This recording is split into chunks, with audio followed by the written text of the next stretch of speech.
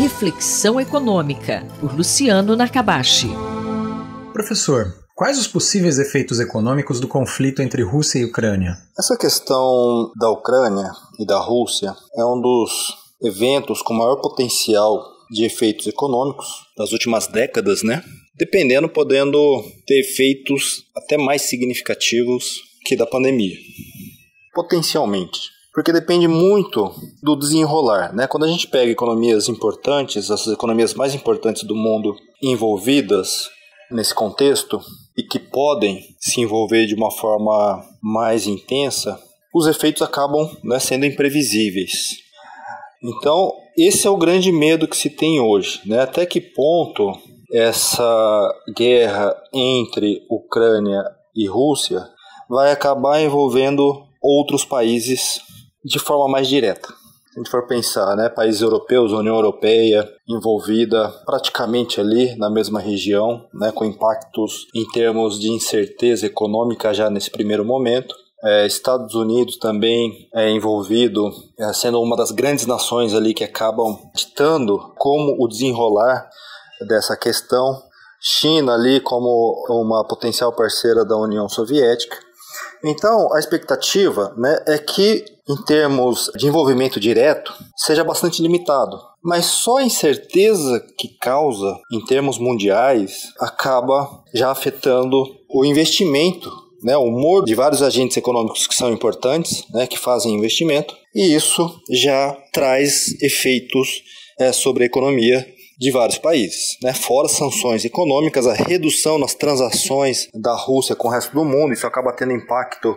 A Rússia é um importante fornecedor de matéria-prima, sobretudo na parte de energia, para a União Europeia, por exemplo, Isso acaba tendo efeito sobre esse tipo de matéria-prima. A redução das relações comerciais acaba gerando aumento de custos ali na Europa e nos outros países envolvidos diretamente.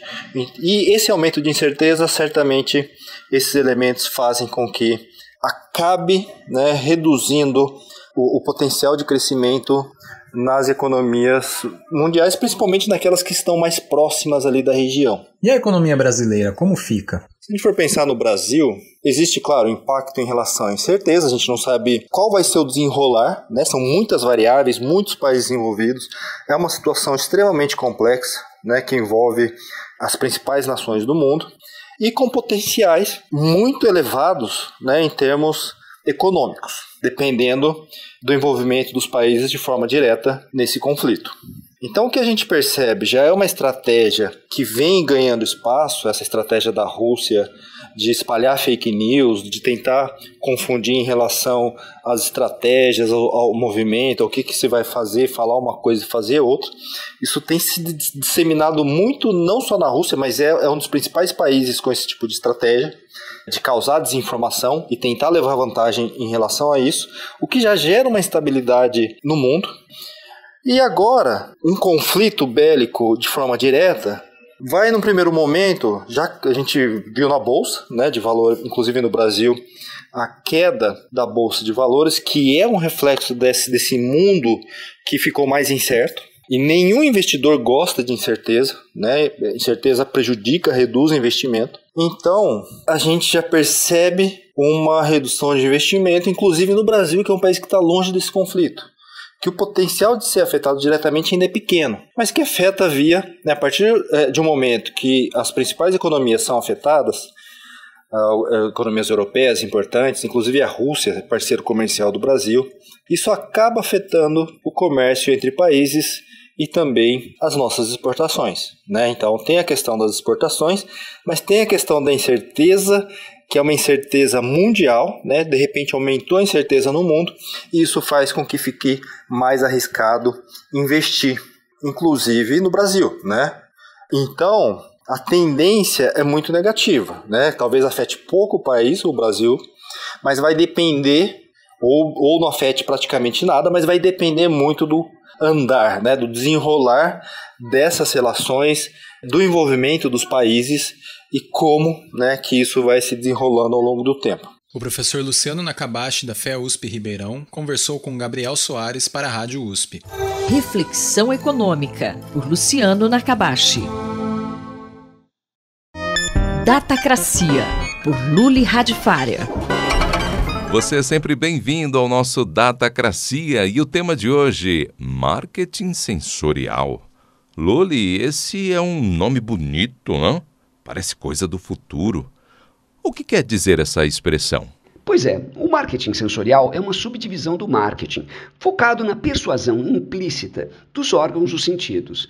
É aquilo que você já viu quando você vai numa loja e ela tem um cheiro diferente, uma cor diferente, quando o restaurante tem uma música diferente ou uma luz diferente. Tudo isso é marketing sensorial. É a apelação para os seus órgãos dos sentidos para deixar você mais suscetível à mensagem de uma empresa, de um lugar. Isso funciona?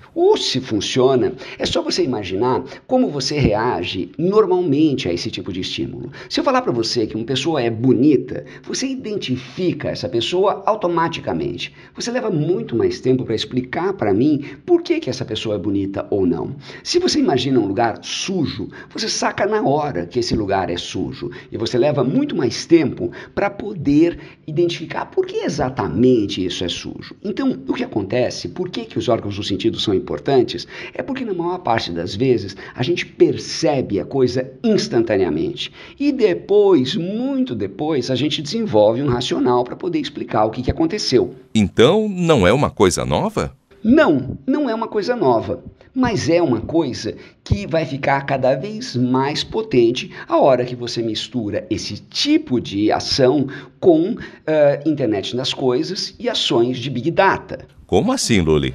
Olha, é só você imaginar. Imagina que você agora está passando na frente de uma loja e essa loja checa o seu perfil no Instagram e, de acordo com o seu perfil no Instagram, ela muda a vitrine para a vitrine ficar mais amarela, mais verde, mais azul, ou seja, mais agradável para você. E você, de repente, sente uma vontade de entrar naquela loja. É um nível de conhecimento e também um nível de invasão de privacidade enorme, que a gente nunca viu antes e que provavelmente vai ser o futuro do marketing nos próximos anos. Eu sou o Mário Santi e conversei com o professor da ECA, Luli Radifária. Datacracia, por Luli Radifária. Conflito e Diálogo, por Marília Fiorilo. Professora Marília Fiorilo, a complacência da comunidade internacional com os constantes crimes de Putin facilitou a invasão da Ucrânia? Olá, Gustavo, ouvinte da Rádio USP. Eu quero lembrar que foi o apoio da Rússia e seus bombardeios contra a população síria que viraram o jogo e garantiram a vitória do ditador al-Assad. A comunidade internacional se calou. Quando o Kremlin encomendava o assassinato de jornalistas, como Anna Politkovskaya, Arkady Babchenko e vários outros, o mundo fez silêncio. E quando envenenava os seus opositores, entre eles Alexander Litvinenko, Sergei e Yulia Skripal, ou o político Alexei Navalny, a comunidade internacional novamente se calou. Já tinha se calado diante do assassinato de separatistas na Ossécia, 334 civis mortos, metade deles crianças. Idem quando os chechenos ocuparam um teatro em Moscou, em 2002, e Putin ordenou usar um gás letal que simplesmente matou 130 reféns. Na ocasião, a comunidade internacional mal tomou conhecimento. A anexação da Crimeia e o descumprimento dos acordos de Minsk, em 2014, surtiram poucas providências.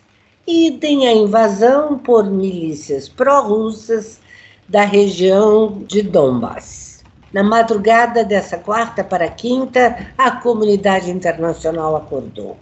Putin, além de dar sinal verde à invasão de Donbass, deflagrou ataques por terra, ar e mar em toda a Ucrânia, bombardeando inúmeras cidades, entre elas a capital Kiev e Odessa. A desfaçatez do autocrata Putin pegou de surpresa analistas, diplomatas e a própria população ucraniana, que da noite para o dia corre para estocar provisões ou faz filas intermináveis para fugir do país. O desprezo do czar pela comunidade internacional ficou claro na zombaria de Putin ao escolher o mesmo momento em que a ONU suplicava por paz para anunciar pela TV a invasão da Ucrânia. Se a comunidade internacional acordou, foi muito tarde e muito tímida. As anunciadas sanções norte-americanas e europeias contra um punhado de bancos e fundos russos e o congelamento dos bens dos amigos oligarcas são medidas cosméticas. A sanção, de fato, foi a suspensão do gasoduto Nord Stream 2. Perderá todo mundo, os europeus sob risco de racionamento de gás e os russos sem poder fornecê-lo, embora a Rússia conte com exportações para a China, que aumentaram nos últimos anos. E perderá o planeta com a instabilidade que vai fomentar a inflação. Os ataques cibernéticos russos já estavam em curso e só faltava a agressão militar, cuja proporção suplantou as mais pessimistas expectativas. Vladimir Vladimirovich provou que o mundo é mesmo uma história cheia de som e fúria, contada por um idiota. O arsenal militar russo é o segundo maior do planeta e pode varrer a Ucrânia rápido. Mas a ironia é que, graças às calculistas loucuras putinescas, a OTAN ressuscitou da letargia e a dividida comunidade europeia parece se unir. Putin é um homem da KGB e, uma vez KGB, sempre KGB, ou FSB. Pior, é um homem acostumado com a impunidade.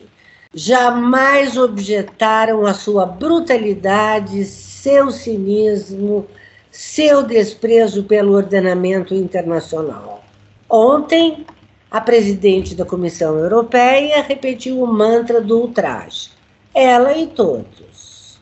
Porém, foi exatamente a complacência da comunidade internacional com os continuados crimes de Putin durante anos que lhe deu licença para matar. A diferença é que, desta vez, o estrago será em larga escala. Eu, Gustavo Xavier, conversei com a professora Marília Fiorillo. Conflito e Diálogo, por Marília Fiorillo.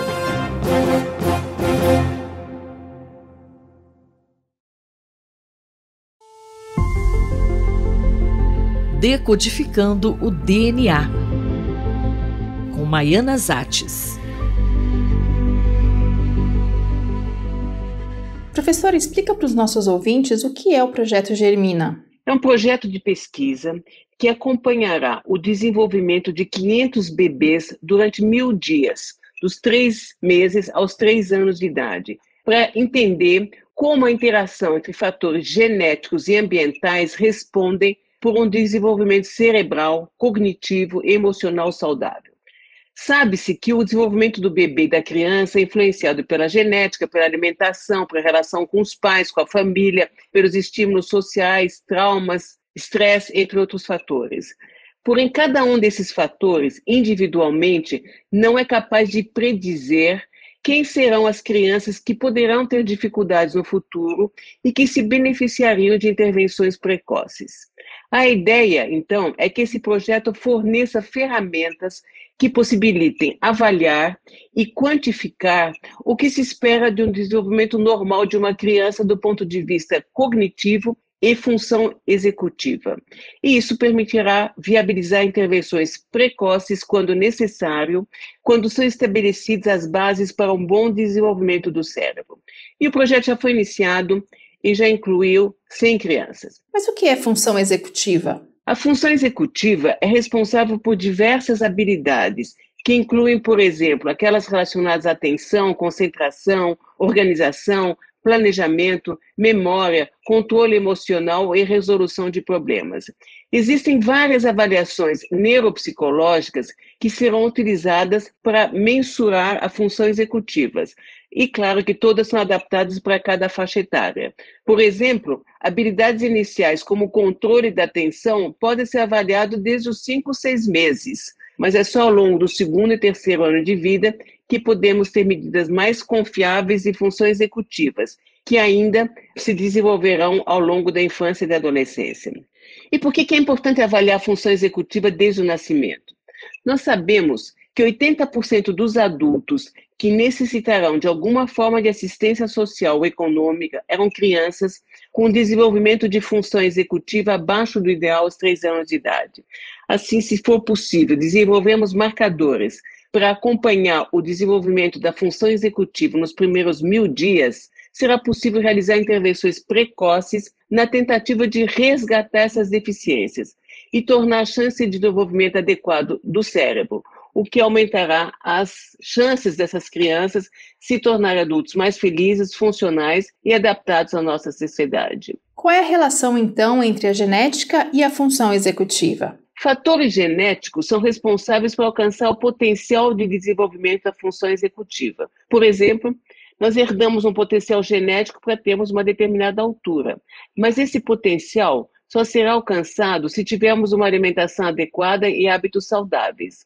O desenvolvimento da função executiva também depende, então, da interação entre a genética e fatores ambientais, como nutrição, interação com os pais, condições socioeconômicas, entre outras, o que chamamos de uma herança complexa. E essa inter-relação é fundamental para um desenvolvimento apropriado do cérebro e um bom desempenho funcional. E por isso, então, nesse projeto, será avaliado o neurodesenvolvimento dos bebês quanto à função executiva e linguagem, a análise do seu genoma e da microbiota intestinal. E além dos pesquisadores das áreas de saúde humana, como psiquiatras, psicólogos, biólogos, farmacêuticos e nutricionistas, o projeto conta com uma importante colaboração dos pesquisadores de bioestatística, aprendizado e bioinformática. Quais as crianças que podem fazer parte? As famílias que tiverem interesse em incluir seu bebê devem preencher o formulário disponível no site www.projetogermina.com.br, onde estão descritos mais detalhes do projeto. E os pais das crianças que preencherem os critérios de inclusão serão contatados para a participação do projeto. Os resultados da pesquisa serão divulgados e compartilhados com as famílias. Então, a colaboração de vocês, pais de recém-nascidos, será muito importante. A professora Maiana Zatz conversou comigo, Fabiana Maris. Decodificando o DNA, com Maiana Zatz.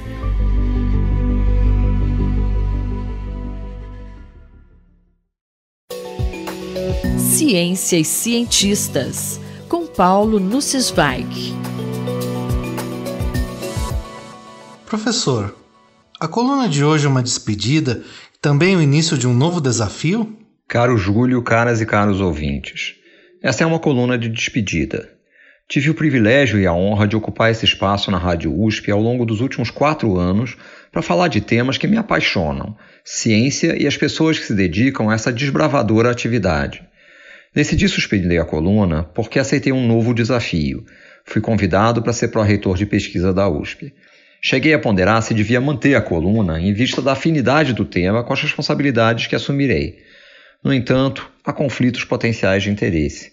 Tenho tratado desse tema de modo extremamente pessoal, algo que não pode ser confundido com as atribuições de representação institucional de um pró-reitor. Se, por um lado, teria algum alívio por não ter de enfrentar o drama quinzenal de escolher um bom tema e gastar várias horas na preparação, sentirei falta de falar aqui das minhas paixões sobre ciência e exemplos inspiradores de cientistas. Expressei muitas vezes nesse espaço o meu sentimento em relação ao conceito de autoridade e, especialmente, a argumentos de autoridade.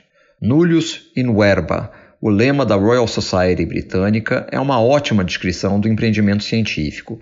Descubra por conta própria, questione as autoridades. Vejo-me forçado a citar Albert Einstein. Para me punir por meu desprezo por autoridades, o destino tornou a mim mesmo uma autoridade. Em defesa dele, vale dizer que sempre considerou bem-vindos os desafios às suas afirmações e participou de um longo debate de forma absolutamente franca com Niels Bohr a respeito dos fundamentos da física quântica. Tenho dito a muitas pessoas que alimento sentimentos misturados ao assumir a pró-reitoria. Estou animado e assustado. O ânimo deve-se às oportunidades de contribuir ativamente para melhorar as condições de pesquisa na USP, além de ampliar e melhor estruturar o apoio às atividades de inovação. Também já vislumbro grandes aprendizados pessoais, especialmente em áreas diferentes daquela em que atuo. Conhecerei melhor a USP, verei em primeira mão as conquistas de novos conhecimentos que ocorrem nos campi espalhados pelo Estado. Por outro lado, tenho natural receio de não estar à altura das responsabilidades que assumirei. Também tenho receio de não sobrar tempo para atuar como cientista, a carreira que escolhi e que me traz realizações. Sou cientista. Estarei pró-reitor durante alguns anos. Espero manter essa saudável mistura de sentimentos enquanto durar o meu mandato. Você gostaria de adiantar algumas prioridades da pró-reitoria de pesquisa? Entendemos que a missão da pró-reitoria é criar e manter as condições para que a comunidade da USP se dedique às atividades fim da universidade. Portanto, não mediremos esforços para desburocratizar o dia a dia dos nossos pesquisadores, simplificando procedimentos administrativos. Diante de justas demandas da sociedade e do enorme potencial que possuímos na USP, teremos foco especial nas atividades de inovação.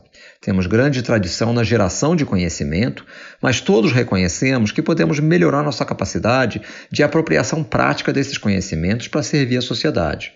E em breve, a Pró-Reitoria de Pesquisa deve tornar-se uma Pró-Reitoria de Pesquisa e Inovação. A incorporação do tema, ao invés da criação de uma pró-reitoria exclusiva de inovação, ilustra uma visão perfeitamente capturada por uma frase de Louis Pasteur. Não existe uma categoria das ciências às quais possamos dar o nome de ciências aplicadas. Existe a ciência e as aplicações da ciência, ligadas entre si como o fruto à árvore que o gerou. É essa visão de profunda conexão entre a geração de conhecimento e seu uso em benefício da sociedade que justifica o nosso foco na promoção de atividades de inovação, como uma das importantes missões da universidade. Pretendemos apoiar também a formação de redes de colaboração, localizando e integrando as diversas competências que temos na USP. Há grande ênfase no mundo contemporâneo no fomento de grandes estruturas colaborativas de pesquisa. Pretendemos atuar em sintonia com essa tendência, mas não queremos negligenciar a ciência mais artesanal, realizada em pequenos grupos. Conforme já disse nesse espaço, aprecio especialmente pesquisas criativas, motivadas por pura curiosidade, que rompem paradigmas. Eu estou muito confiante. Muito obrigado por tudo e boa sorte nessa nova etapa. Paulo Nussensweig falou comigo, Júlio Bernardes para a Rádio USP. Ciência e cientistas, com Paulo Nussensweig.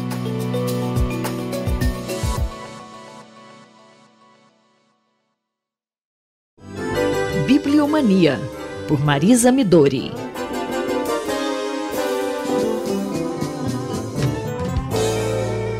Bom dia, professora Marisa Midori. Vi que hoje temos um lançamento, Grafias no Cotidiano. Bom dia, Cláudia. Bom dia, ouvintes da Rádio USP. Hoje eu gostaria de apresentar um livro muito original, que acaba de sair pela editora da Universidade Estadual do Rio de Janeiro, em parceria com a editora da Universidade Federal Fluminense. Eu me refiro a Grafias do Cotidiano, Escrita e Sociedade na História, séculos XVI a XX. Castilho Gomes é um autor espanhol, professor da prestigiosa Universidade de Alcalá de Henares e que há muitos anos mantém um diálogo intenso e profícuo com pesquisadores brasileiros. Publicou, em 14, livros e leituras na Espanha do século de ouro, pela Atelier Editorial. Mas este livro é diferente, tanto pelo arco temporal que ele abarca, quanto pelas múltiplas geografias escritas sobre as quais o autor se debruça. O primeiro capítulo aborda questões metodológicas sobre a história da escrita, capítulo essencial, eu diria, justamente porque se trata de um aspecto ainda pouco explorado em nosso país, Eu digo isso do ponto de vista da história social e das práticas culturais, não exatamente da pedagogia. Ainda precisamos considerar que Castilho Gomes é herdeiro do grande especialista italiano Armando Petrucci. O segundo capítulo se volta para a escrita e as pessoas comuns, no qual o autor problematiza não apenas as formas de expressão, mas também os arquivos disponíveis. Em Espelhos de Tinta, são muitos os objetos de escrita explorados, porém, o que mais me chamou a atenção foi justamente a questão epistolar. Até quando escreveremos cartas à mão? Elas ainda são lidas? Em Letras Aprisionadas, o autor apresenta um belíssimo estudo sobre a função política das lápides erguidas em memória daqueles que se sacrificaram pela República durante a ditadura franquista. Finalmente, no capítulo dedicado à escrita nos muros, somos conduzidos a práticas que remontam desde a antiguidade, embora o autor as revisite a partir dos vestígios deixados na Europa moderna. Da escrita mural às artes grafite contemporâneas, os jovens deixam uma lição. Alguém pode dizer que mural suja? Quem tem dinheiro coloca outdoors. Professora, esta é a primeira vez que um trabalho sobre a história da escrita é apresentado aqui na nossa coluna. Eu imagino que, num futuro breve, não será possível nos conhecermos a partir de nossos registros escritos, pois toda a forma de comunicação é feita nos computadores. E isto é bastante preocupante, não é verdade? De fato, alguns registros poderão ser ligados a um passado ignoto, e é possível que eles se tornem cada vez mais raros. Mas não acredito que a escrita, qualquer que seja o seu suporte, a sua função ou a sua forma de expressão, desapareça. Um bilhete, um desenho, anotações durante uma reunião, rabiscos. Dificilmente alguém escreve um cartão ou uma carta de amor digitando texto no computador. Os suportes são muitos, assim como as estratégias de expressão. E como lembra o autor, à luz de uma fonte histórica, paredes sem palavras, povo calado. É isso aí. Até a nossa próxima coluna. Obrigada. A professora Marisa Midori conversou com Cláudia Costa. Bibliomania, por Marisa Midori.